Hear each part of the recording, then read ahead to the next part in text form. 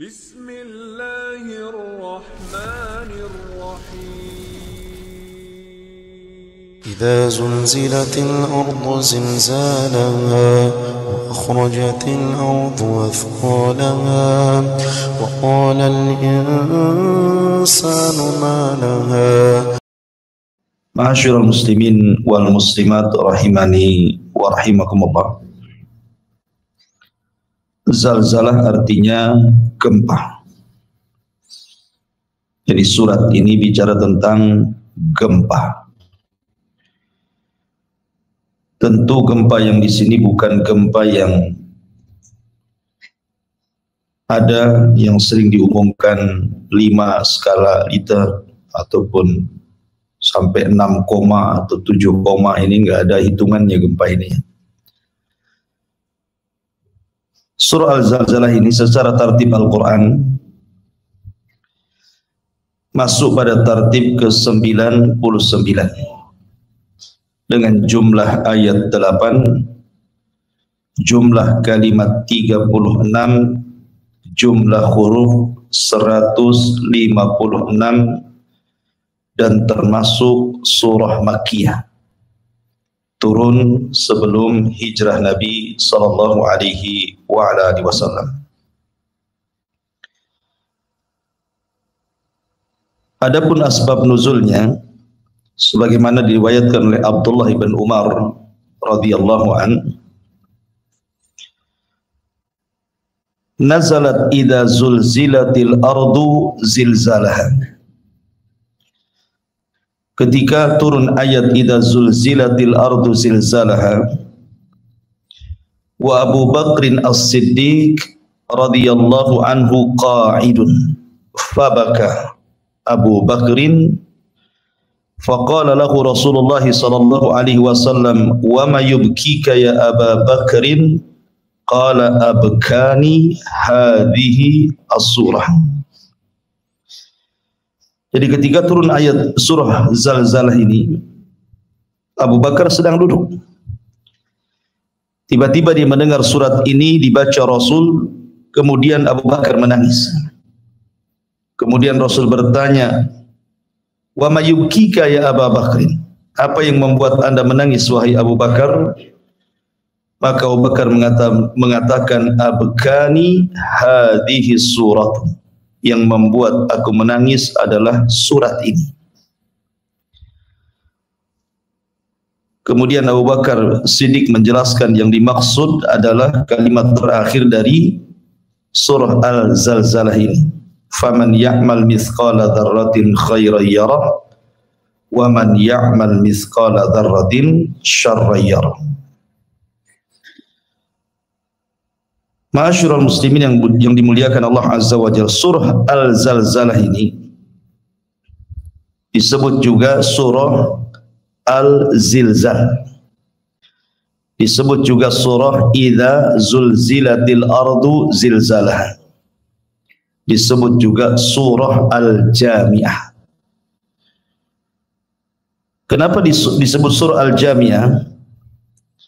Karena kalau kita melihat tentang keutamaan daripada surah Al-Zalzalah ini, sebagaimana dikeluarkan hadis dari Imam Tirmidzi dari Anas bin Malik radhiyallahu an, Nabi sallallahu alaihi wasallam bersabda, "Man qara'a idza zulzilatil ardu zilzalaha," barang siapa yang membaca idza zulzilatil ardu zilzalaha, maka sama dengan binisfil Qur'ani, dia telah membaca separuh Al-Quran. Kenapa demikian? Kenapa surah Al-Zalzalah dianggap separuh dari Al-Quran? Karena dilihat ayat terakhir tadi yang membuat Abu Bakar menangis. Karena isi Al-Quran itu separuhnya bicara tentang amal soleh, dan amal soleh itu berkenaan dengan masalah pembalasan kelak pada hari kiamat. Faman ya'mal mithqala dzarratin khairan yarah, barang siapa yang beramal sebiji dzarrah tetap dia mendapatkan kebaikan kalau dia berbuat baik, wa man ya'mal mithqala dzarratin syarran yarah. Sebaliknya kalau dia berbuat jahat maka dia akan menuai kejahatannya. Baik. Ini dari segi asbab nuzulnya. Adapun tafsirnya kita masuk. Di sini Allah Subhanahu wa taala mengatakan idza zulzilatil ardu zilzalaha. Apabila bumi ini yang kita pijak hari ini digempakan oleh Allah Subhanahu wa taala dengan sekali gempa. Kalimat zilzalaha di sini dalam bahasa Arab namanya idhafah. Mudhaf ilaih. Kalimat ha ini kembali kepada bumi.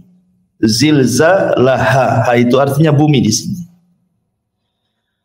Kenapa Allah Subhanahu wa taala mengidhafahkan gempa kepada bumi? Kenapa Allah tidak katakan idza zulzilatil ardu zilzalan? Kenapa mesti zilzalaha? Kenapa mesti diidhafahkan kepada bumi? Karena gempa yang dimaksud dalam surah ini bukan gempa sebagian bumi. Bukan di Jogja gempa di sini, tidak. Di Aceh gempa di sini, tidak, bukan. Tetapi gempa ini menyeluruh satu bumi. Makanya gempanya diidhafahkan kepada bumi. Kalau gempa-gempa zaman sekarang, mungkin ada daerah-daerah tertentu sejak lahir sampai hari ini mungkin tidak pernah merasakan gempa. Tapi ada juga mungkin sebagian antum pernah merasakan gempa, minimalnya lini lah, kan gitu ya. Tapi bukan itu yang maksud. Maksudnya gempa di sini adalah bercerita tentang akhir kehancuran alam semesta. Baik, bicara tentang gempa. Gempa ini satu di antara tanda-tanda kiamat kecil. Dan itu disebutkan dalam hadis Nabi sallallahu alaihi wasallam, la taqumus sa'atu hatta yuqbadal ilmu. Tidak akan tegak hari kiamat sampai ilmu dicabut. Wa taqsuruz zalazil, dan akan banyak gempa di sana dan di sini. Dari sini Rasul mengatakan tidak akan tegak hari kiamat sampai dicabutnya ilmu dan banyaknya gempa. Dan sudah kita rasakan gempa ini baik di dalam negeri ataupun di luar negeri. Bahkan hadis yang sangat masyhur dari Abdullah ibn Hawalah al-Ajdi. Jadi Abdullah ibn Hawalah ini pernah diutus berperang tapi kalah perangnya. Tapi dia pulang selamat. Jadi kemudian wajahnya namanya orang kalah perang kan beda dengan orang yang menang perang. Kalau menang perang kan sumringah, bahagia gitu ya. Kalau kalah perang kan enggak bahagia, merengut gitu ya. Makanya Ibnu Hawalah ketika sudah nampak lelah letih wajahnya, Rasul mengatakan, ya Ibnu Hawalah, idza ra'aital khilafata qad nazalat ardal muqaddasata wa danatil zalazil wal balaya.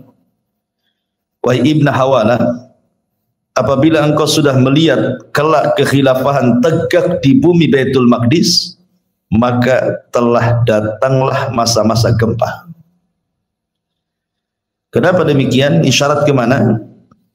Ke hadis Nabi sallallahu alaihi wasallam ketika Nabi sallallahu alaihi wasallam bicara tentang tentara yang hendak membunuh Al-Mahdi. Jadi nanti dari Syam itu akan ada tentara besar membawa bendera hitam. Ketika mendengar pembaiatan Imam Mahdi di rukun Ka'bah, maka orang-orang ini tidak suka. Akhirnya mereka pun bergerak pasukan besar ini dari Syam menuju Mekah. Masalahnya ketika sampai di sebuah tempat antara Mekah dan Madinah, tiba-tiba kemudian Allah Subhanahu wa taala gempakan bumi dan semua pasukan ini masuk ke dalam tanah. termasuk orang-orang yang lalu lalang di situ yang tidak ada niat untuk memerangi Al-Mahdi. Sehingga Aisyah radhiyallahu anha bertanya kepada Rasulullah, "Ya Rasulullah, okeylah tentara-tentara yang hendak menyerang Al-Mahdi digempakan kemudian diperosokkan ke dalam bumi. Lalu bagaimana dengan orang yang lalu lalang hanya untuk berniaga, tidak ikut dalam pasukan itu?" Maka Nabi SAW mengatakan, "Yub'atsuna yaumal qiyamati ala niyati." Mereka akan dibangkitkan pada hari kiamat sesuai dengan niat-niat mereka. Dari sini menunjukkan bahwa gempa itu tanda di antara tanda-tanda kiamat kecil. Bahkan juga masuk pada tanda-tanda kiamat besar. Ketika Nabi SAW bersabda tentang 3 arah gempa, kata Nabi SAW, "Innaha lan taquma sa'atu hatta tarau qablaha asyra ayat." Sesungguhnya kiamat tidak mungkin tegak sampai kalian melihat 10 tanda-tanda kiamat besar. Kemudian Nabi SAW menyebutkan secara acak dukhan, kemudian dajjal, kemudian dabbatul ardh, kemudian tulu'us syamsi min maghribiha, kemudian nuzul Isa bin Maryam, kemudian Ya'juj wa Ma'juj, kemudian salah satu khusuf. Ini yang dimaksud salah satu khusuf di sini. Terjadi 3 gempa besar yang bukan merobohkan satu daerah, satu negara bisa dirobohkan. Pertama dari arah timur, kedua dari arah barat, dan yang terakhir di Jazirah Arab. Baru keluar api dari perut Adan menggiring manusia ke negeri Syam. Para ulama menggolongkan hadis ini 10 tanda-tanda sebelum terjadinya kiamat, maksudnya tanda-tanda alamat saatil kubra, tanda-tanda alamat kiamat besar. Jadi gempa ini masuk pada tanda-tanda alamat kiamat kecil dan juga masuk pada tanda-tanda kiamat besar. Ya. Ma'asyiral muslimin yang dimuliakan Allah Subhanahu wa taala. Dan gempa juga bukan menimpa umat sekarang saja. Sekarang sering kita mendengar pemberitaan sana gempa, sini gempa. Barusan saja di mana NTT juga gempa gitu ya. Gempa ini juga berlaku kepada umat-umat sebelum Islam. Dan itu digambarkan dalam surah Al-Ankabut ayat 40.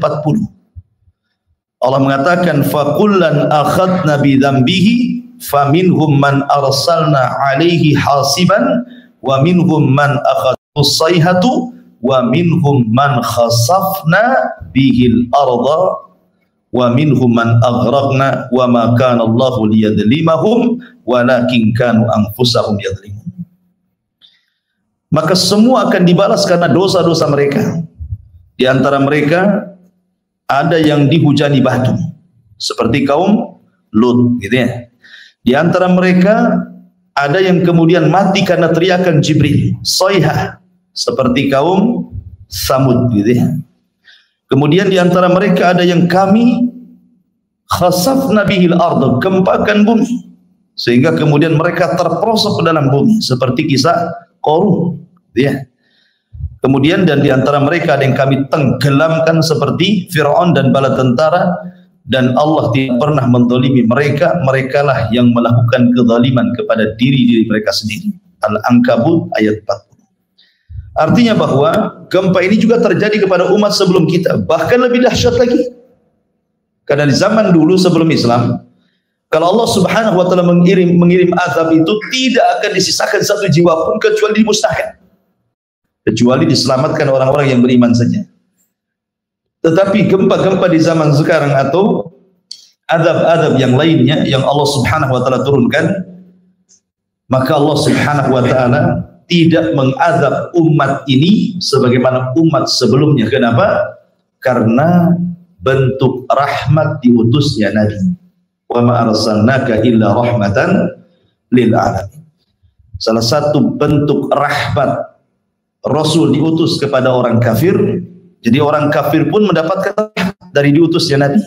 Bentuknya apa? Mereka tidak diazab seperti azab yang pernah ditimpakan kepada sebelum Islam. Karena dulu kalau kafir habis, nggak tersisa, gitu ya. Nggak ada ceritanya orang kafir hidup di zaman dulu. Kalau sudah Allah turunkan azab. Tetapi di zaman sekarang kan tidak. Ya kan, bahkan yang mati orang Islam pula kan. Baik. Tetapi yang dimaksud ayat ini idza zulzilatil ardu zilzalaha. Ini bukan bicara tentang tanda-tanda kiamat kecil, bukan pula bicara tanda-tanda kiamat besar. Tapi ini bicara soal kiamat. Ini sudah lasnya bumi gitu ya. Ini bicara tentang nihayatul alam, akhir daripada usia bumi dan langit. Ketika Allah mengatakan idza zulzilatil ardu zilzalaha, apabila Allah gempakan bumi ini sekali gempa. Kenapa demikian? Karena ketika Allah Subhanahu wa taala, lalu apa alasannya kemudian Allah Subhanahu wa taala menggempakan satu bumi itu? Tidak lain dan bukan karena kemurkaan.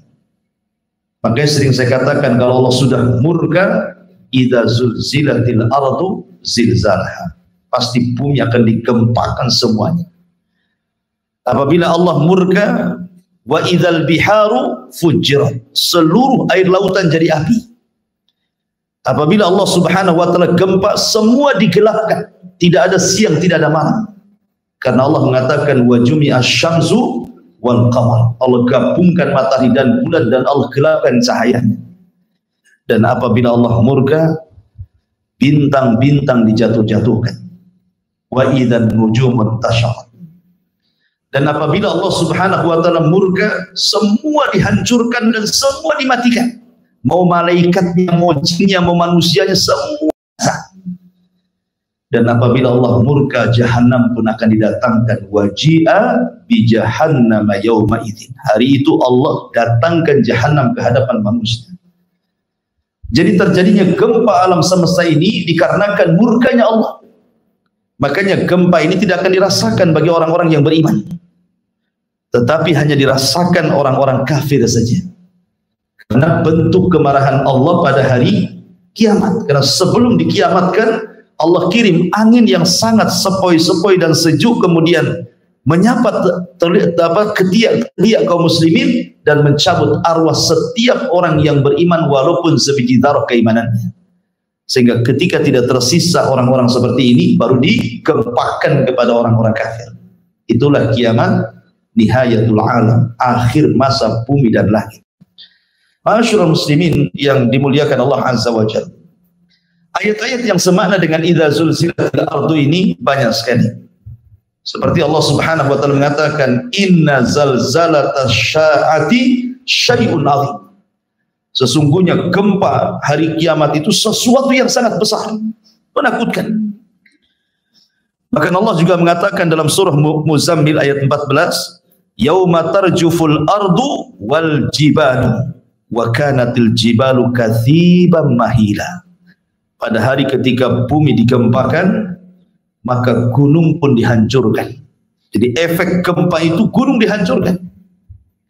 Sekarang Anda berjalan di bumi tidak merasakan gempa. Kenapa? Karena masih ada gunung yang menjadi pasak bumi. Tapi nanti pada hari kiamat ketika gunung-gunung dicabut, tidak ada pasak lagi. Apa yang terjadi? Disitulah terjadi gempa. Dan gunung itu subhanallah, ketika dicabut dari pasaknya, sampai-sampai Allah mengatakan marras sahab, seperti kapas yang terbang. Antum tahu sahab itu artinya awan. Lihat awan tuh, terbang ke sana kemari karena ringannya. Artinya gunung yang berat sebesar gitu loh, bisa terangkat ke langit, kemudian seperti kapas gitu ya. Kal ihnil manfush, seperti dalam surah Al-Qariyah itu, seperti kapas yang dihamburkan oleh angin gitu. Seperti itulah Allah Subhanahu wa taala memberikan gambaran gempa pada hari kiamat.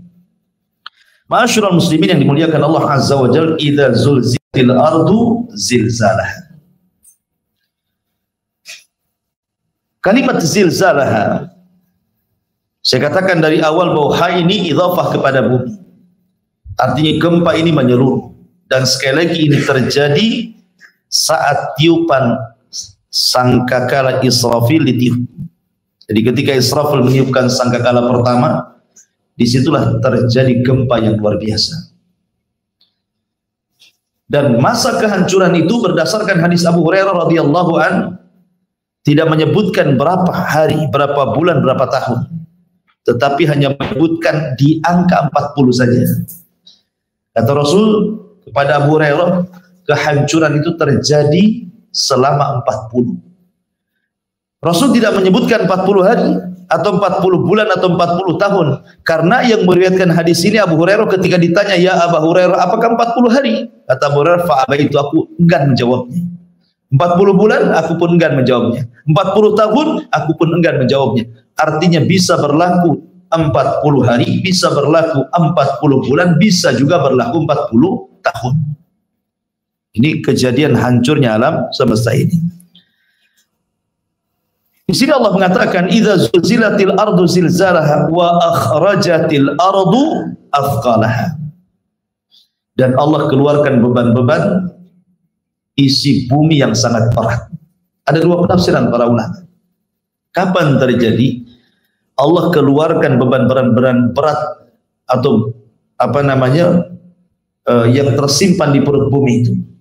Ada yang mengatakan maksudnya pada hari itu Allah keluarkan semua pembenaran bumi, bukan hanya bicara tentang migas gitu ya, minyak dan yang semacamnya, tetapi juga emasnya, peraknya, jamrudnya, semua dikeluarkan. Dan orang-orang kafir menyaksikannya. Tapi buat apa emas di depan mata kalau kiamat sudah datang, kan gitu ya. Jadi walaupun di depan mereka ada emas, ada perak, ada jamrud, ada macam-macam perhiasan, tidak tertarik. Bahkan Allah mengatakan, "Yauma yafirrul mar'u min akhi wa ummihi wa abi wa sahibatihi wa banihi likulli imri'in minhum yauma idzin sya'nun yughni." Gak ada yang tertarik. Kenapa? Orang sibuk lari dari saudaranya, lari dari ibu bapaknya, lari dari istri dan anaknya. Setiap orang itu sibuk masing-masing mengurus dirinya. Jadi gak ada ketertarikan soal dunia lagi. Ada juga yang mengatakan wa akhrajatil ardu athqalah ini pada tiupan sangkakala kedua, yang disebut dengan yaumul ba'tsi wan nusyur, hari kebangkitan manusia. Disitulah Allah keluarkan beban-beban berat. Maksudnya berat di sini artinya jasad-jasad manusia yang terkubur sejak zaman Adam sampai yang terakhir mati. Akhrajatil ardu, bumi mengeluarkannya. Semua dikeluarkan, dihidupkan kembali. Anda bisa bayangkan jasad sebanyak itu. Kemudian Allah katakan, wa idzan nufusu zuwijat, apabila jiwa-jiwa disatukan kembali dengan rohnya. Itulah makna idza wa akhrajatil ardu athqalaha. Kemudian Allah mengatakan wa qala al-insanu ma laha. Kalimat al-insan di sini apabila disebut kalimat insan dalam Al-Qur'an konotasinya buruk. Seperti innal insana lafi khusrin. Innal insana khuliqa halu'a. Ya. Termasuk juga di sini wa qala al-insanu ma laha. Maksudnya yang berteriak ini bukan orang-orang yang beriman, tetapi orang-orang kafir berteriak. Malaha, ada apa ini?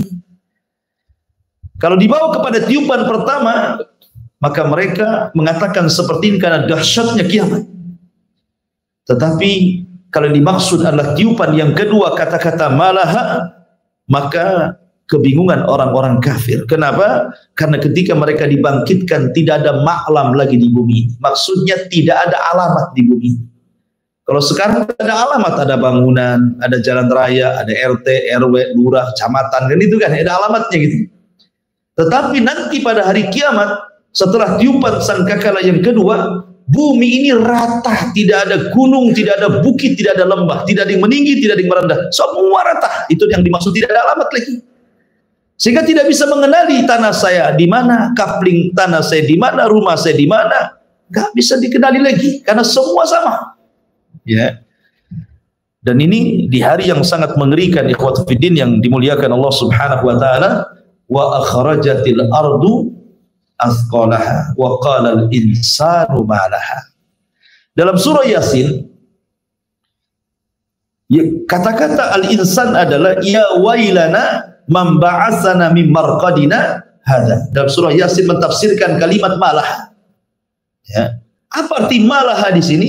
Maksudnya orang kafir mengatakan ya wailana man ba'atsana min marqadina. Duhai celaka, siapa yang membangkitkan kami setelah tidur-tidur kami? Kenapa? Karena saat terjadi kiamat terputuslah azab kubur. Jadi dari tiupan pertama ke kedua itu sudah tidak ada azab kubur lagi. Di mana ruh kemudian kalau dia seorang yang beriman diletakkan, kemudian kalau dia orang kafir diletakkan di sijin, dan badan jasad mereka dihancurkan kecuali tulang ekornya saja. Karena dari tulang ekorlah manusia dibangkitkan pada hari kiamat. Ya. Jadi surah Yasin menegaskan kalimat wa qalal insanu ma laha. Ya wailana, duhai celaka kami. Man ba'atsana, siapa yang membangkitkan kami mim marqadina, dari tidur-tidur kami. Tapi orang-orang yang beriman justru berteriak dan mengatakan hadza ma wa'adar rahman wa sadaqal mursal. Inilah janji Ar-Rahman dan benarlah ucapan para rasul. Benarlah ucapan Nuh, ucapan Ibrahim, ucapan Musa, ucapan Isa, termasuk ucapan Rasul kita Muhammad sallallahu alaihi wasallam. Wa qala al-insanu ma laha. Ma'asyiral muslimin yang dimuliakan Allah Azza wa Jalla, siapa yang menghancurkan bumi ini? Tentu pertanyaannya adalah Allah. Zat yang jadikan bumi tidak gempa, dialah yang membuat gempa bumi. Dan Allah Subhanahu wa taala ketika menjelaskan dan menciptakan langit dan bumi fi sittati ayyam, pada 6 hari, dimulai dari hari Ahad dan diakhiri di hari Jumat, Allah menciptakan langit dan bumi. Kemudian tsummastawa 'alal 'arsy. Kemudian setelah itu Allah Subhanahu wa taala istiwa di atas arsy. Ya. Kemudian Allah Subhanahu wa taala berfirman kepada langit dan bumi dan mengatakan i'tiya tau'an au karha. Datanglah kepadaku wahai langit, wahai bumi, suka atau tidak suka. Qalata ataina ta'in. Maka bumi dan langit mengatakan, maka atas perintah apapun yang kau perintah. Artinya kapanpun Allah Subhanahu wa taala memerintahkan langit untuk digulung, maka langit sudah siap. Ataupun Allah memerintahkan kepada bumi untuk gempa, maka kapanpun bumi sudah siap. Karena kedua makhluk ini tidak bermaksiat kepada Allah Azza wa Jalla, baik langit ataupun bumi. Ingat kisah Qarun. Ketika Qarun memfitnah Nabi Musa dengan seorang wanita pelacur. Jadi Qarun ini hasadnya luar biasa kepada Musa. Karena Bani Israel menghormati Nabi Musa, padahal dia tidak kaya. Sementara dia kekayaannya luar biasa, tetapi Bani Israel tidak menghargai dia. Sehingga hasadnya kepada Musa itu luar biasa. Jadi Allah Subhanahu wa taala ketika menceritakan tentang kisah Qarun, Qarun ini menyewa seorang pelacur untuk memfitnah Musa. Sini kamu, saya bayar sekian, nanti saya akan isukan kau berzina dengan Musa, kemudian kau hamil, biar orang tahu siapa sebenarnya Musa. Karena isu-isu soal perempuan kalau itu terkena kepada orang alim, itu langsung terjun payung itu. Nggak ada lagi cerita dihormati orang, ya kan? Ingat kasus yang lagi viral itu ya, 21 di Rogol bahasanya gitu ya. Sampai subhanallah dihujat satu Indonesia. Kalau lihat YouTube tuh komennya ndak ada yang positif, semua negatif. Kalau soal kehormatan itu, ya berat jadi ustadz itu. Ma'asyiral muslimin yang dimuliakan Allah Azza wa Jalla. Akhirnya ketika manusia berkumpul tuh, Qarun datang dengan wanita itu. Kemudian di hadapan Nabi Musa ngomong sama wanita itu, ngomong cepat ngomong. Engkau telah berzinah dengan Musa dan kau hamil. Wanita ini ketika di hadapan manusia, di hadapannya Musa, di hadapannya Qarun, di depannya orang ramai, jadi wajah dia sekali-kali melihat Nabi Allah Musa, sekali-kali melihat Qarun. Sehingga dia tidak tega melihat Nabi Musa, apalagi wajah Musa ini memiliki karisma. Ketika dia hendak memfitnah Musa, tidak jadi. Tidak mau dia. Justru dia mengatakan sesungguhnya Qarun yang telah membayarku untuk mengatakan bahwa aku berzina dengan engkau hai Musa. Wah, orang-orang jadi ramai lah jadinya kan. Karena wanita ini tidak mau masalahnya mengaku. Oh, Musa emosilah kan gitu. Akhirnya Musa pun mula'ana, saling melaknat antara Qarun dan Musa. Tapi Qarun pun melaknat Nabi Musa. Macam mana dia melaknat nabinya? Laknatnya tidak akan diterima oleh Allah Subhanahu wa taala. Dari situlah maka Musa berdoa kepada Allah dan Allah katakan kepada Musa, "Ya Musa, perintahkan bumi karena aku sudah perintahkan dia untuk menuruti kata-katamu." Dari situlah Musa alaihi salatu wassalam mengatakan kepada bumi, "Ya arda ibla'i," kata Musa, "wahai bumi, telan orang ini." Ketika Musa ngomong begitu saja, langsung gempa bumi terbelah. Anehnya tidak langsung terperosok, termasuk rumah-rumahnya, gudang-gudang kekayaannya. Ketika Qarun masuk ke tanah, ketika sampai di pusar, tidak langsung amblas. Rumahnya juga sama mengikuti segitu. Kenapa tidak langsung saja dimasukkan ke bumi? Supaya manusia melihat bagaimana Allah Subhanahu wa taala mengadab. Sebab kalau langsung terperosok saja hilang Qarun kan, manusia tidak bisa melihat kan. Jadi manusia biar melihat bagaimana azab Allah kepada Qarun. Banyak orang yang hendak menolong Qarun tetapi tidak bisa mendekat karena buminya, kemudian malah mengejar orang yang menolongnya. Jadi takut orang-orang sehingga melihat dari kejauhan saja. Sampai akhirnya hari pertama dijepit bumi, hari kedua belesak lagi ke bumi, hari ketiga hilang seorang-orangnya, sak rumah-rumahnya, sak gudang-gudangnya. Allah katakan, "Wa khasafna bihi wa bidarihil ardh." Akan Qarun dan seluruh kekayaannya kan. Kan? Artinya bahwa bumi taat kepada Allah kan. Karena dia mengatakan, "Wahai Musa, perintahkan bumi karena dia sudah kusuruh taat kepadamu." Jadi ketika Allah Subhanahu wa taala menghancurkan bumi ini, ya karena bumi tidak maksiat kepada Allah. Kata bumi hancur, maka bumi akan menghancurkan dirinya. Nah, itulah idza zulzilatil ardu zilzalaha. Wa qala al-insanu ma laha yawma idzin tuhadditsu akhbaraha. Ma'asyiral muslimin yang dimuliakan Allah Azza wa Jalla. Apa yang dimaksud yauma idzin tuhadditsu akhbaraha?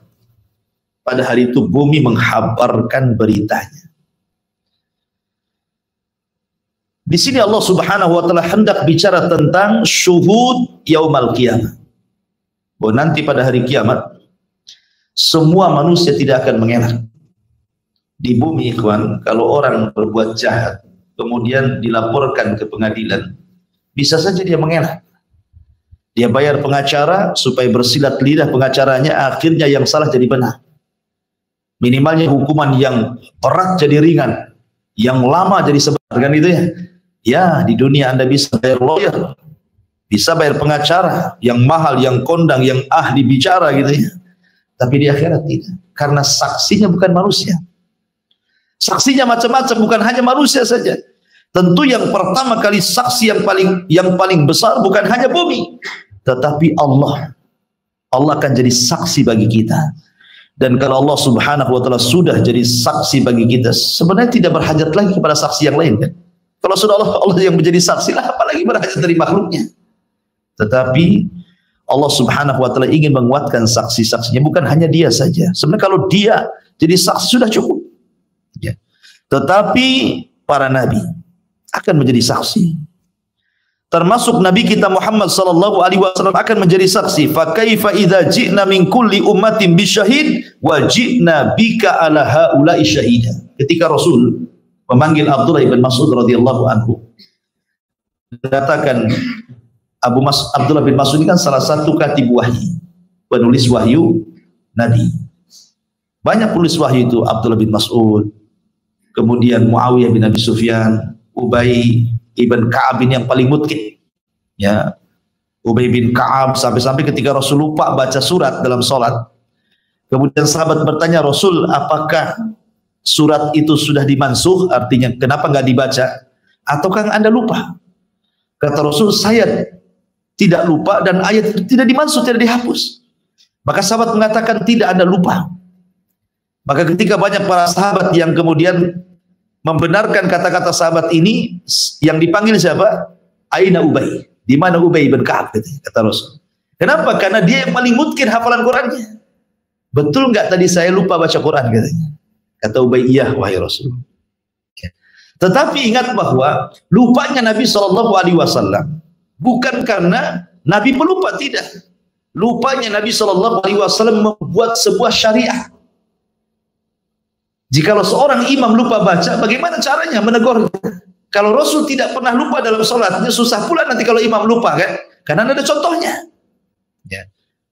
Karena Nabi SAW itu tidak pernah lupa. Makanya Allah mengatakan sanukriuka fala tansa. Fala tansa di sini la bukan la tapi lan maknanya. Kalau mau diganti sanukriuka fala, la di sini lan artinya. Lan tansa dengan la tansa beda. Kalau la itu jangan lupa, tapi lan tidak lupa gitu maksudnya. Karena ketika Jibril membacakan ayat apabila memberikan wahyu kepada Rasul, maka Rasul itu saking takut lupa, kalau Jibril membaca dia ikut baca. Qul huwallahu ahad, kata Rasul, qul huwallahu ahad. Allahu samad, kata Jibril. Rasul mengatakan qul huwallahu. Kata Jibril, tidak perlu kau ikut-ikut katanya kan. Kenapa? Biar dengarkan saja, saya yang baca. Nanti Allah akan letakkan hafal di dadamu. Makanya Allah mengatakan la tuharrik bihi lisanaka lita'jala bi. Enggak perlu kau tergesa-gesa, dengarkan saja. Ya. Nanti Allah simpan. Inna jama'na gimana dalam Quran itu? La tuharrik bi lisanaka lita'jala bi. Inna alaina jam'ahu wa Qur'ana. Kami kumpulkan nanti Quran di dadamu. Dari sini kata para ulama, inilah perbedaan Rasul dengan Adam. Kalau Adam itu pelupa. Adam diajarkan wa 'allama Adam al-asma' kullah. Semua nama-nama diajarkan sama Adam, termasuk soal halal dan haram, termasuk juga pohon yang tidak boleh didekati. Tetapi Adam lupa, dekat pula sama pohon itu karena was-was syaitan. Makanlah buah khuldi, keluar dia dari surga. Gitu ya. Dia lupa sama pohon itu. Nah, dari situlah keturunan disebut al-insan, manusia karena pelupa. Ya. Tapi Rasul tidak. Kalaupun seandainya ada ayat yang tidak lupa dibaca Rasul, boleh jadi ayat itu dimansukh, manansakh min ayatin aw nunsiha na'ti bi khairi minha aw mithliha, ataupun memang lupa karena sebuah syariat untuk nanti dijadikan percontohan kepada umatnya. Antara dua saja. Tapi Rasul tidak pernah lupa. Rasul itu kuat hafalannya.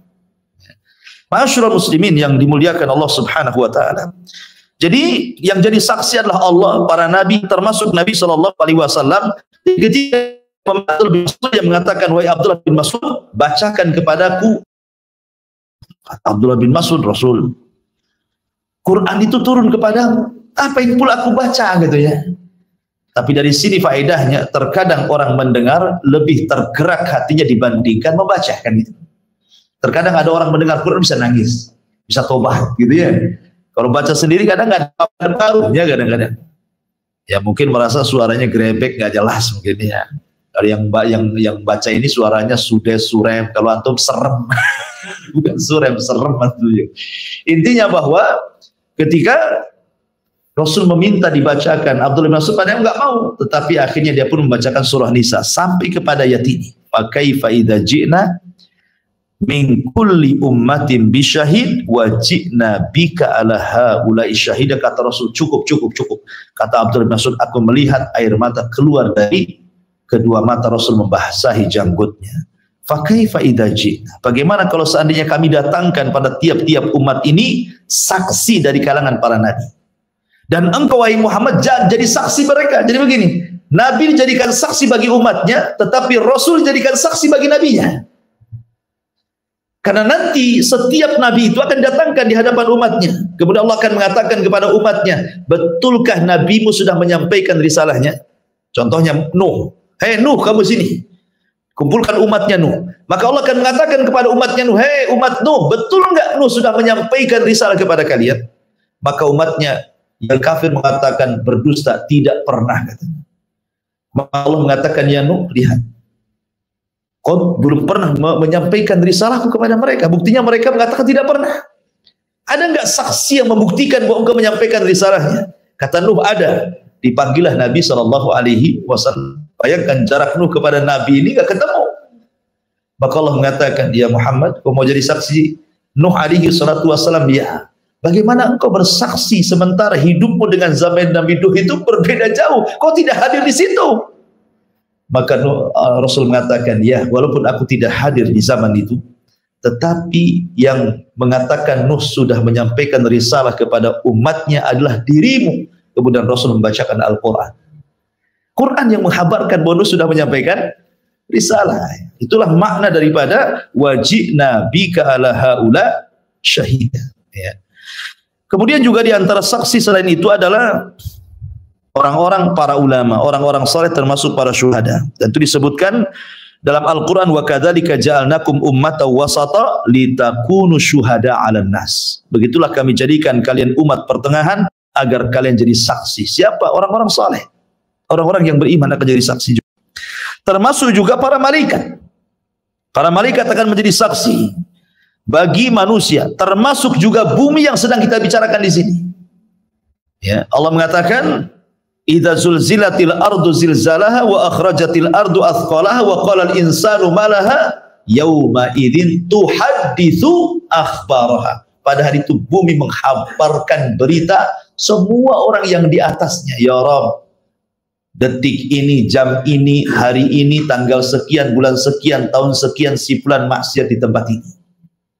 Disebutkan satu-satu sama bumi itu. Miliaran manusia itu disebutkan satu-satu, dibayangkan. Anda bisa mengelak kemana? Oh, kita ini menginjak bumi. Ya. Kalau siapa yang menginjak bumi, pasti bumi akan bersaksi tentang perbuatan kita. Dan ketika itu manusia tidak akan lari, tidak mungkin berdusta, karena saksinya langsung bumi. Yauma idzin tuhadditsu akhbaraha. Termasuk juga zaman waktu akan jadi saksi. Termasuk Al-Quran akan jadi saksi. Termasuk juga yang akan menjadi saksi adalah anggota badan kita sendiri. Kulit ini akan bersaksi untuk kita sendiri. Sampai-sampai Allah Subhanahu wa taala mengatakan di dalam Al-Qur'anul Karim, di mana Allah Subhanahu wa taala membicarakan soal kulit ini, wa qalu li juludihim lima syahidtum alaina. Jadi badan ini berkata sama kulit, kulit, kenapa kau bersaksi untuk badanmu sendiri, gitu maksudnya. Apa kata kulit? Qal antaqana Allah. Allah yang buat aku bicara. Bukan aku, Allah yang buat aku bicara. Nah, bayangkan kalau kulit jadi saksi antum bisa ngelak mana? Kulit antum tidak pernah pisah dari jasad antum, kan itu. Termasuk juga tangan kita. Seperti Allah mengatakan dalam surah Yasin, yauma nakhtimu ala afwahihim wa tukallimuna aydihim wa tashhadu arjuluhum bima kanu ya'malun. Pada hari mulut terkunci, tangan bicara, kaki pula jadi saksi. Coba mau lari kemana ikhwatu fiddin yang dimuliakan Allah Subhanahu wa taala? Kalau saksi sebanyak ini, maka mereka tidak mungkin lari dari Allah Subhanahu wa taala. Pengacaranya saja butuh pengacara di sana itu. Lawyernya lo butuh lawyer.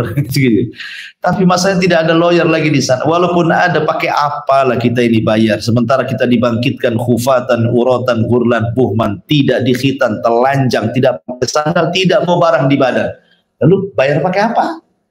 Ya, jadi ma'asyiral muslimin yang dimuliakan Allah Azza wa Jalla, yauma idzin tuhadditsu akhbaraha bi anna rabbaka auhalah. Lihat bahasa Quran. Kenapa Allah mengatakan bi anna rabbaka, ada ka-nya di sini? Harusnya kan bi anna rabbaha. Kembali ke Rabb bumi, karena ini kan bicara masalah gempa dan bicara tentang hari kiamat. Tapi Allah katakan rabbaka, sesungguhnya Rabb kamu mewahyukan kepada bumi. Kata para ulama tafsir menunjukkan ketika kemudian Allah memberikan khitab kepada Rasulullah SAW dengan khitab mukhatabah anta, kamu, gitu ya. Berarti menunjukkan kemuliaan Rasul di hadapan Allah. Allah tidak menasabkan kepada dirinya, tapi Allah katakan fa inna rabbaka, sungguhnya Rabbmu wahai Muhammad. Rabbmu wahai Muhammad sudah mewahyukan kepada bumi untuk bicara. Jadi Allah memuliakan Nabi sallallahu alaihi wa ala alihi wasallam. Ma'asyiral muslimin yang dimuliakan Allah Subhanahu wa taala. Kemudian Allah Subhanahu wa taala katakan, yauma idzin yasdurun nasu ashtatan liyuraw a'malahum.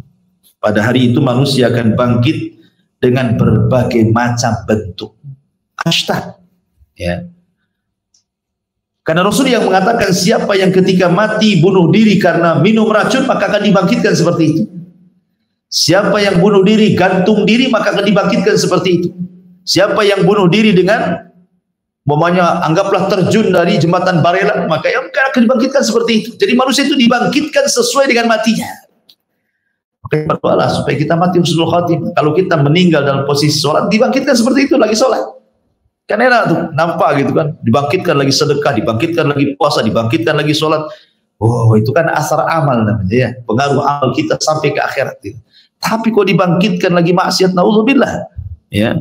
Ma'asyiral muslimin, kemudian Allah mengatakan, "Faman ya'mal mithqala dzarratin khairan yarah." Amalan di dunia kan tidak tahu apakah antum ketika sholat antum tahu sholat antum diterima? Kan tidak tahu. Ketika antum puasa, tahu antum puasa antum diterima? Enggak tahu. Walaupun antum sedekah segede bukit emas semuanya disedekahkan ke Jabal Uhud, antum tidak tahu diterima atau tidaknya. Ya diterima saya emasnya, tapi amalan apa diterima Allah apa enggak kan itu? Tidak ada yang tahu. Makanya ulama salaf itu sampai mengatakan, kalaulah satu sujudku saja diterima dan aku tahu itu sudah cukup. Kenapa? Karena Allah mengatakan, innama yataqabbalullahu minal muttaqin. Sungguhnya Allah hanya menerima amal dari hamba yang bertakwa. Jadi ketika aku tahu bahwa satu sujud diterima, berarti Allah menganggap aku sebagai orang yang takwa. Tapi masalahnya kita tidak tahu amalan mana yang diterima. Kiamat, wa man ya'mal dzarratin khairan yarah. Artinya amal itu akan ditampakkan. Mana yang ditolak, mana yang diterima. Dan disitulah bentuk balasan khairan yarah. Kalau dia berbuat baik di dunia, dia tuai kebaikan di akhirat. Ya.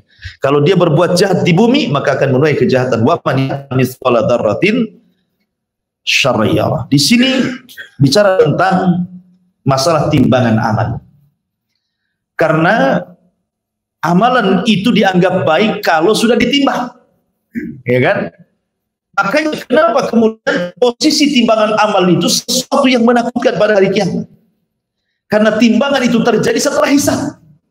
Ya. Jadi hisab dulu, di antara hisab ini diterbangkan catatan, ada yang mengambil tangan kanan, tangan kiri di belakang ini, kemudian juga ditampakkan amalannya di bumi seperti hadis 3 orang yang pertama kali disentuh api neraka, dipanggil orang yang ahli Quran, ditampakkan pahalanya. Dulu kau di bumi seperti ini, ditampakkan kayak layar tancap tuh ketika dia ngaji di mana, diundang di mana, ditampakkan semuanya, disebut ardul amal namanya. Tampakkan amalannya. Kemudian dia pun manggut-manggut, oh ya memang itu pekerjaan. Kemudian Allah mengatakan, untuk apa kau lakukan itu? Untukmu ya Rabb, kadzabta, dusta kamu. Langsung dustakan sama Allah. Engkau membaca Quran supaya orang menganggap kau ini qori. Masukkan dia ke neraka, kata Allah. Jadi ada apa namanya penyebaran catatan, kemudian ada yang mengambil tangan kanan, tangan kiri, dan di balik punggung ada juga ditampakkan amalannya. Amalan yang pernah dilakukan di bumi. Ya, termasuk juga macam-macam soal amalan. Tetapi setelah hisab, itulah yang dibicarakan ayat ini. Wa man ya'mal mithqala dzarratin khairan yarah wa man ya'mal mithqala dzarratin syarran yarah. Karena kita tahu dari mana kalau kemudian amalan kita diterima kalau belum ditimbang. Makanya ketika di hari penimbangan amal itu semua manusia cemas-cemas harap. Apakah berat timbangannya? Faman thaqulat mawazinu, apakah faman khaffat mawazinu? Itu khawatir, saking khawatirnya. Seorang sahabat Anas bin Malik radhiyallahu anhu berkata kepada Nabi SAW, ya Rasulullah, talabtu minka syafa'ah, aku minta kepadamu syafaat pada hari kiamat. Karena Anas ini sudah membantu Rasul 10 tahun sampai wafatnya Rasul. Kata Rasulullah, insyaallah ya Anas, saya akan memberikan syafaatku kepadamu pada hari kiamat. Kemudian kata Anas bin Malik radhiyallahu anhu, aina ajiduka yaumal qiyamah ya Rasulullah. Kira-kira kalau hari kiamat terjadi, pengumpulan manusia di padang mahsyar terjadi, kemana ku cari dirimu wahai Rasul? Sebanyak itu kemana ku cari dirimu? Dan itu untuk mengambil syafaatmu. Kata Nabi SAW, temui aku di telaga. Kata Anas bin Malik radhiyallahu, kalau aku tidak dapat dirimu di telaga, ku temui di mana lagi? Kata Rasul, temui aku di titian siratal mustaqim. Kalau aku tidak menemui dirimu di mana lagi wahai Rasul? Kata Rasul, indal mawazin. Indal mawazin. Cari aku di tempat penimbangan amal. Karena itu hari di mana manusia tidak ada satupun yang bicara. Makanya Nabi SAW ketika mengatakan kepada Aisyah Ummul Mukminin, ya Rasulullah, hal tadhkuru bi ahlika yaumal qiyamah. Rasul, ingat enggak kira-kira pada hari kiamat sama aku istrimu ini? Ya. Kata Nabi SAW, amma fi thalathati mawatin fala yadhkuru ahadun ahada. Adapun di 3 tempat manusia tidak akan ingat kecuali dirinya. Salah satunya Rasul mengatakan indal mawazin, ketika di tempat penimbangan amal. Orang tidak akan ingat siapapun. Gak ingat pernah punya istri, punya anak, punya orang tua, gak akan ingat. Yang ingat itu cemas-cemas. Apakah timbangannya berat ataukah timbangannya ringan? Itu saja yang mereka cemaskan pada hari itu. Makanya Allah mengatakan di sini, wa man ya'mal mithqala dzarrah. Antum tahu dzarrah? Dzarrah itu kalau antum buka jendela, kemudian ada cahaya matahari, di situ ada debu yang ngepul di cahaya, itu disebut dzarrah namanya. Paham arti dzarrah? Antum buka jendela, matahari masuk, kemudian ada debu-debu yang nampak di cahaya itu, itulah dzarrah. Ya, barang siapa yang beramal sebiji dzarrah saja itu, Allah Subhanahu wa taala pasti akan membalas. Jika dia baik, Allah balas kebaikan. Jika dia buruk, Allah balas keburukan. Bayangkan adilnya Allah, sampai amalan kecil pun Allah balas. Dari sini Rasul mengatakan, la tahqiranna minal ma'rufi syai'a. Jangan remehkan sekecil apapun kebaikan. Walaupun sebiji dzarrah. Jangan-jangan itu pula yang memasukkan kita ke surga. Kita tidak tahu. Ya. Karena amalan besar itu cenderung riya biasanya. Berbeda dengan amalan kecil kan. Amalan kecil itu rata-rata ikhlas. Sangat ikhlas. Antum sedekah 1000 hari ini, antum lupa besok itu. Antum sedekah 100 juta setahun, kemudian masih ingat. Ya, saya pernah nyumbang Jabal Uhud 100 juta. Masih ingat antum kan. Diingat-ingat kalau amalan besar itu. Wa man ya'mal mithqala dzarratin khairan yarah wa man ya'mal mithqala dzarratin syarran yarah. Bicara tentang mizan, timbangan amal saleh ataupun timbangan keburukan, apa sih yang ditimbang? Apa yang ditimbang? Sebelum itu, dalil-dalil tentang masalah ini banyak dalam Al-Quran. Seperti Allah Subhanahu wa taala mengatakan, wa nadha'ul mawazinal qista, dan kami tancapkan timbangan-timbangan keadilan. Kemudian juga Allah mengatakan, wal waznu yauma idil haq, dan timbangan pada hari kiamat itu kebenaran adanya. Kemudian juga Nabi SAW ketika bicara tentang kedua betis Abdullah bin Mas'ud. Jadi Abdullah bin Mas'ud itu kan kurus sekali. Naik dia ke pohon kurma, datang angin, jubahnya tersikap, betisnya kurus, seolah-olah daging melipat kulit saja. Daging melipat tulang, saking kurusnya. Sahabat nengok, tertawalah sahabat nih. Oh, rupanya betisnya kecil katanya. Rasul datang marah, la tasubbu saqaihi Abdullah bin Mas'ud. Jangan kau celah dua betisnya Abdullah bin Mas'ud, kata Rasul. Sebab kalau dua betis itu ditimbang dan satunya gunung Uhud, masih berat dua betisnya dibandingkan gunung Uhud itu, katanya. Menunjukkan bahwa di sini ada timbangan, ya kan? Rasul menetapkan adanya timbangan. Termasuk juga hadis yang ma'ruf lah. Kalimatani khafifatani ala lisani thaqilatani fil mizani habibatani ala rahman subhanallah bihamdihi subhanallahil azim. Dua kalimat ringan di lisan tapi berat dalam timbangan. Dicintai Ar-Rahman subhanallah bihamdihi subhanallahil azim. Ini juga dalil tentang adanya timbangan, ya. Lalu apa yang ditimbang? Sebagian para ulama mengatakan yang ditimbang adalah innal ladzi yuzan fi dzalikal yaum al-a'mal nafsuha wa annaha tujsamu wa tudau fil mizan. Jadi pada hari itu yang ditimbang adalah amalannya, dan amalan itu akan dibentuk dengan bentuk yang sangat indah dulu, dijasadkan dulu amalannya itu. Kalau amalan di dunia kan susah mau membentuk jasad gitu ya. Namanya seseorang ikhlas, menggambarkan ikhlas seperti apa kan tidak tahu, ya kan? Ikhlas itu seperti apa? Bulatkah, lonjongkah, segitiga kah? Tidak tahu kita membayangkan ikhlas seperti apa kan? Ikhlas amalan hati, ya. Tapi nanti di akhirat nih, amalan-amalan yang tidak bisa dibentuk di dunia Allah bentuk tuh, dijasadkan kemudian ditimbang, itu maksudnya. Sebab kalau tidak ada jasadnya cuma ditimbang kan? Harus dijasadkan dulu.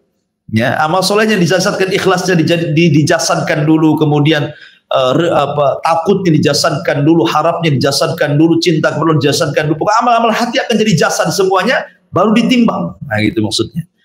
Ini sebagaimana Imam Al-Bukhari rahimahullahu taala ketika beliau membuat bab wa nadha'ul mawazinal qista liyaumil qiyamah, surah Al-Anbiya 43, kata Imam Bukhari, annal a'mala bani Adam wa qaulahum yuzan. Sesungguhnya amal-amal Bani Adam dan perkataan mereka akan ditimbang. Kemudian juga ulama mengatakan tujsad wa tuzan, dijadikan jasad dulu baru ditimbang, gitu ya. Jadi yang ditimbang ini kata para ulama ada 3. Pertama jasad, amal kita, badan kita. Kedua catatan kita. Kemudian yang ketiga amal kita. amal, catatan, badan, tiga-tiganya ditimbang pada hari kiamat. Ya, maka waman ya'mal mithqala dzarratin khairan yarah, waman ya'mal mithqala dzarratin syarran yarah. Lalu apa hikmahnya? Kenapa ada timbangan? Pertama, hikmah ada timbangan itu. Pertama, zuhuru athari asma'illah wa sifati. Tampaknya pengaruh nama-nama Allah dan sifat-sifatnya. Apa nama-nama Allah, sifat-sifatnya? Allah itu alim, maha mengetahui. Antum mau maksiat di mana saja, Allah tahu. Kan itu ya? Allah itu maha tahu. Sehingga sekecil apapun maksiat yang manusia tidak tahu, tapi Allah tahu, tetap kena timbangan. Dan sifat alim adalah sifat Allah, nama Allah. Ya. Kemudian yang kedua, bayanu qudratihi ala hisabi khalqihi. Bahwa ini kekuasaan Allah, kesanggupan Allah menghisab semua makhluknya. Bayangkan makhluk itu banyak. Dari Adam sampai orang yang terakhir mati. Dari jin yang pertama sampai jin yang terakhir gitu ya. Berapa banyak itu. Tapi Allah qadir, mampu menghisab semuanya. Kemudian dan menimbang semuanya. Kemudian yang ketiga, idhar annahu la tasawa bainal muhsin wal musi. Ingat bahwa dengan beriman kepada mizan Allah hendak membedakan mana orang baik, mana orang jahat. Dengan apa? Dengan timbangan tadi. Kalau orang baik, berat dia. Karena timbangan di akhirat itu ke atas, bukan ke bawah. Ya, kalau timbangan dunia kan ke bawah, makin berat makin ke bawah kan. Kalau timbangan ke akhirat itu kalau berat ke atas dia, kalau kan ke bawah. Ya, kenapa? Karena surga itu darajat. Naik, makin tinggi makin mulia, makin tinggi makin indah. Neraka makin bawah, makin jelek, makin menakutkan, makin jahat. Gitu. Jadi timbangannya melesat ke atas. Tosat bihinna la ilaha illallah. Sebagaimana Misbah Tokoh. Ketika orang didatangkan 99 sijilat catatannya, kemudian dibacakan satu catatan, rupanya keburukannya sejauh mata memandang. Dia pun kemudian down, langsung putus asa. Tidak mungkin saya masuk surga, pasti aku masuk neraka. Kata Allah, tidak. Kau punya satu amalan yang bisa mengalahkan semuanya. Dikeluarkan kartu sakti, ditimbang rupanya, langsung melesat ke atas. Tosat bihinna la ilaha illallah. Rupanya dia punya la ilaha illallah. Semua ringan, la ilaha illallah berat, langsung naik ke atas gitu kan. Tauhid artinya ya. Baik, kemudian juga yang keempat, farhatul mu'min wa haznul kafir. Dengan adanya timbangan biar orang yang beriman senang dan sedihnya bagi orang kafir. Di dunia orang kafir mentertawakan kita, tapi di akhirat kita yang mentertawakan orang kafir. Kemudian yang nomor 5, iqamatil mawazin. Fiha iqamatul hujjah. Dengan ditegakkan timbangan-timbangan itu untuk ditegakkan hujjah. Hujjah kita di hadapan Allah Subhanahu wa taala. Dan ini juga menunjukkan keadilan Allah. Ya, keadilan Allah Subhanahu wa taala. Lalu apa yang bisa meringankan amalan kita di bumi? Sehingga meringankan timbangan kita di akhirat dan tidak memberatkan. Pertama, riya. Riya ini bisa meringankan timbangan. Kita kan butuh berat timbangan, gitu ya. Lalu apa yang bisa meringankan timbangan? Pertama, riya. Karena Rasul mengatakan, inna akhwafa ma akhafu alaikum asyirkul asghar. Qalu wa masyirkul asghar? Qala ya Rasulullah.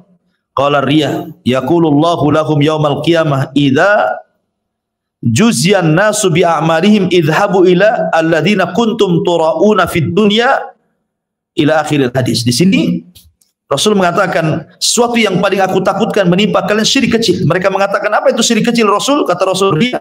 Kemudian Allah berfirman kepada mereka orang-orang yang riya pada hari kiamat, apabila manusia sedang ditimbang amalnya, tengoklah, minta bantuan kepada orang atau manusia-manusia yang kau riyai itu, bisa nggak nolong kamu? Nah, gitu ya. Ya, jadi yang pertama adalah riya. Itu bisa meringankan timbangan. Yang kedua, intihakul hurumat, dan ini yang sering terjadi, merobek kehormatan diri. Di depan manusia kayaknya soleh, baik, bagus, pakai jubah, pakai gamis, pakai tasbih kemana-mana, kayak alim, kayak ulama. Rupanya ketika bersendirian, maksiat pula kepada Allah. Ambil handphone, buka-buka, gak jelas yang dibuka gitu kan. Maksiatlah di tengah-tengah ketika orang tidak tahu. Iya, manusia tidak tahu, Allah tahu. Justru ini penyakit yang paling bahaya, kata Rasulullah. Nanti pada hari kiamat akan didatangkan umat yang mau pahala besar seperti gunung Tihamah. Tapi dihancurkan pahala itu gara-gara apa? Maksiat yang tidak diketahui manusia. Karena dia merobek kehormatan sendiri di hadapan Allah Subhanahu wa taala. Ngeri kan? Jangan bermaksiat ketika di hadapan manusia sok baik, ketika tidak ada manusia, orang yang paling jahat pula terhadap dirinya sendiri. Dan itu yang banyak di hari ini sekarang kan. Nah, makanya antum kalau punya anak bawa handphone, kemudian gubrak ke kamar, kemudian ditutup, dikunci, hati-hati, ya kan? Pasti sedang apa dan apa ya dengan handphonenya gitu. Baik, kemudian juga yang bisa meringankan amalannya adalah seseorang yang bermaksiat kepada Allah Azza wa Jalla secara umum. Kemudian adapun secara khusus disebutkan dalam hadis Aisyah radhiyallahu anha tentang orang-orang yang muflis pada hari kiamat. Atau orang muflis, orang yang bangkrut. Maksudnya begini, di sisi lain dia membawa pahala sholat, pahala zakat, pahala macam-macam, dia bawa pahala berat, seolah-olah memberatkan timbangan. Rupanya di sisi lain dia pernah mendolimi si fulan, pernah mengambil harta si fulan, pernah membunuh jiwa si fulan, pernah mencaci maki orang, ya kan? Maka di situ terjadi faktor pahala dosa. Dulu kau nyakiti saya, mana pahalamu? Nih dosaku, gitu maksudnya ya. Akhirnya bangkrut. Orang bangkrut tuh kalau usaha modal habis, utang numpuk, itulah orang bangkrut namanya ya. Sama juga. Sekarang pahalanya dikasihkan ke orang, ibarat modalnya kita hilang gitu ya. Kemudian utangnya banyak. Kenapa? Karena dia mengambil dosa orang ditimpakan ke kita. Itulah bangkrut namanya. Nah, ini orang-orang bangkrut pada kiamat, mereka akan ringan timbangannya, dan mereka secara umum adalah orang-orang yang melakukan kezaliman. Karena dosa zalim beda dengan dosa kepada Allah atau kepada diri sendiri. Dan makanya Umar bin Khattab sebagai penutup mengatakan, hasibu anfusakum qabla an tuhasabu, wazinu anfusakum qabla an tuzanu, fa innahu alaikum fil hisabi ghadan antus tuhasibu anfusakumul ya wa tazinul lil ardil akbar yawma idzin tu'raduna la minkum khafiyah. Apa kata Umar bin Khattab radhiyallahu an? Hisablah diri sebelum kalian dihisab. Timbanglah amalan-amalan kalian di dunia sebelum kalian ditimbang amalan kalian di akhirat. Karena sesungguhnya yang paling ringan di antara kalian, fa innahu ahwan alaikum fil hisabi ghadan, maka sungguhnya paling berat itu nanti hisab bagi kalian setelah kematian. Oleh karena itu maka hisablah diri kalian hari ini, timbanglah amal-amal kalian hari ini sebelum datang hari yang sangat besar di mana amalan akan ditampakkan dan tidak ada yang samar bagi Allah Subhanahu wa taala terhadap diri kalian. Hadis ini disahihkan oleh Syekh qala al-Albani hada athar. Jadi Syekh Albani mengatakan ini adalah perkataan Umar Ibn al-Khattab radhiyallahu anhu. Nasihat yang baik kepada kita agar kita menghisab diri di dunia sebelum Allah menghisab kita di akhirat.